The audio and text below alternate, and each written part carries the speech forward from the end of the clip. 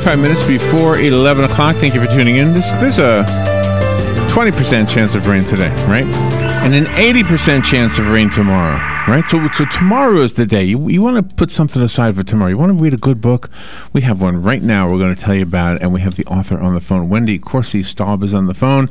My gosh, this book is... got a lot of murders in it, Robin. It's a good one. Wendi is a New York Times bestselling author. You might already be familiar with her work. You might even be familiar with the series that this is a part of. This one is called Blue Moon. It is the Monday's Landing series, book number 2, and it is a thriller novel. I think if you ever had to define the word thriller, you would use Blue Moon as the definition, I guess. I can't think of a way to say that any better. Wendi, good morning, Wendi. How are you? Hi, I'm great. Thank you. And thanks for that great opener. Oh, man. I mean, how do you think of these things?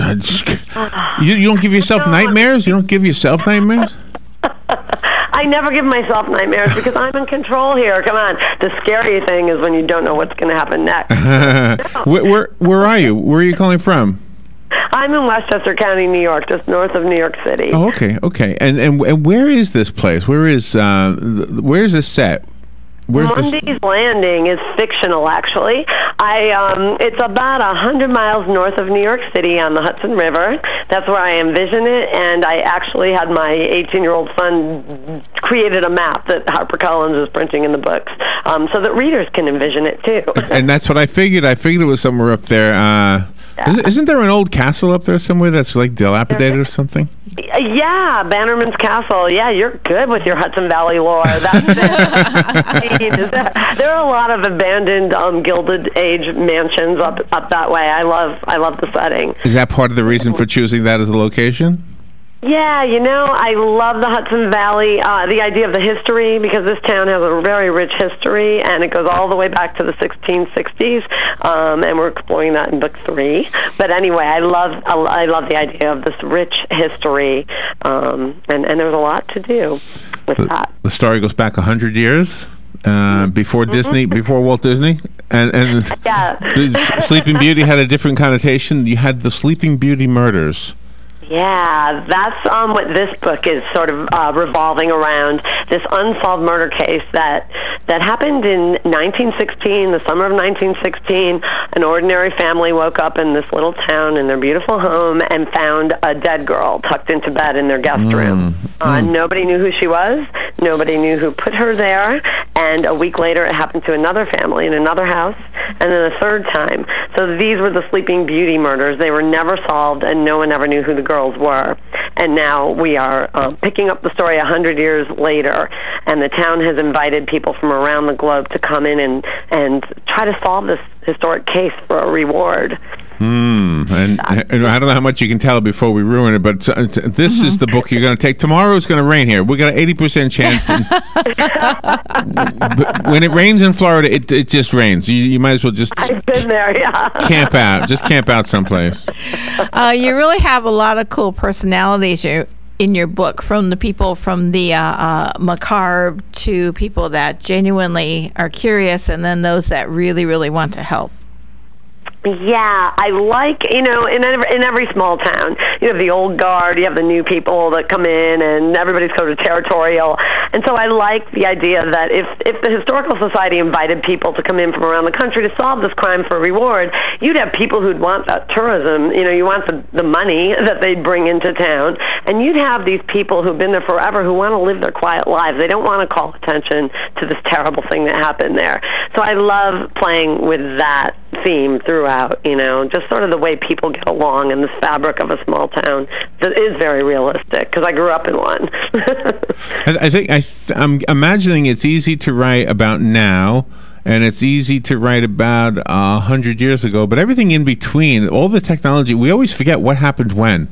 You know, you always see mistakes in books where somebody is, what was one that I remember? They were calling World War One World War One. Yes. And it wasn't called World War One back then. I have that in this book. Yes, and they're calling it the Great War. Yeah. Right. Really true to your era. And I spent so much time researching details that don't even make it into the book just to try to get it right, because that's the kind of thing that drives me nuts when I read a book. That's not how it is. Wow. So you really had to do research, even though this is a novel. So are any of the crimes based on real crimes, or are they all completely from your brain? No, there's from my creepy little brain, but you know what? I always was fascinated with, the Lizzie Borden murders in Fall River, and the way that put Fall River on the map, and it was supposedly never solved. She was acquitted. So I always like the idea of an unsolved historic crime where people will be drawn to that and always just sort of speculate. Yeah. Or Jack the Ripper. Who was Jack the Ripper? Mm-hmm. I kind of took that and played with that here, but you have a copycat killer who has solved the crimes in my book secretly and is about to recreate them. So I love that idea that someone knows more than the police, he thinks. But you have a wonderful series here because they're standalone. Yes, I wrapped them up. I learned a long time ago not to leave my readers hanging at the end of the book, even when the publisher says the next one will be out a month later, because one time the next one didn't come out. So oh my gosh! I always try to wrap things up. Yeah. What is your opinion about writers' groups? Do you value them? Is that a good place to share ideas? You know what? It's a lonely business, so I think that it's nice to have that camaraderie, and it just depends on how knowledgeable the people are that you're listening to. Everybody likes to have an opinion. Opinions are one thing. I've had people come to me and say, well, my writers group told me that this is wrong and not how you do it.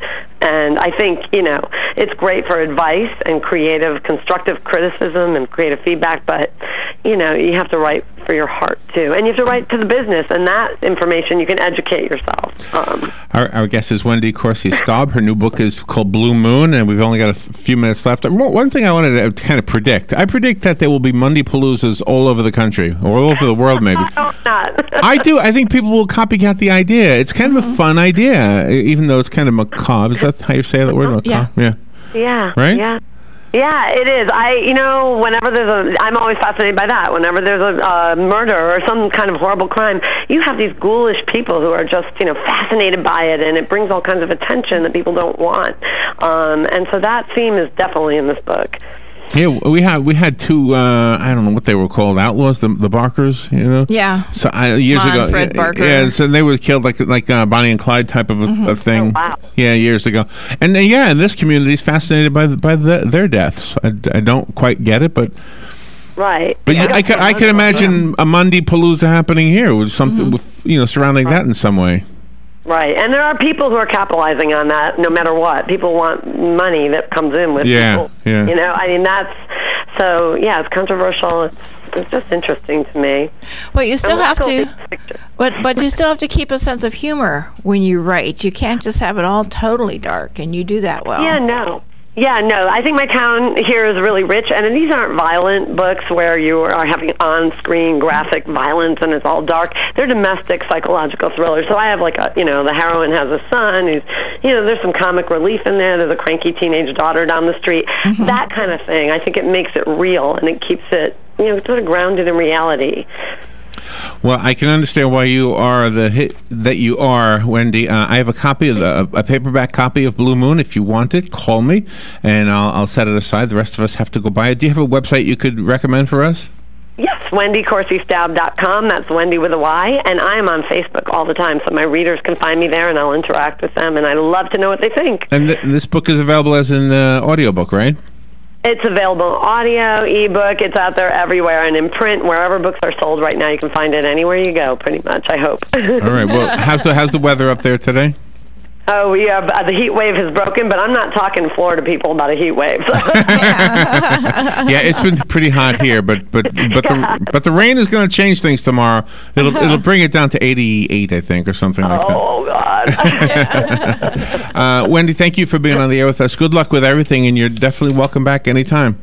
Oh, it was a blast. Thank you so much. Have a great day. That was fun. Thank you. All right, we will take a break. Be right back.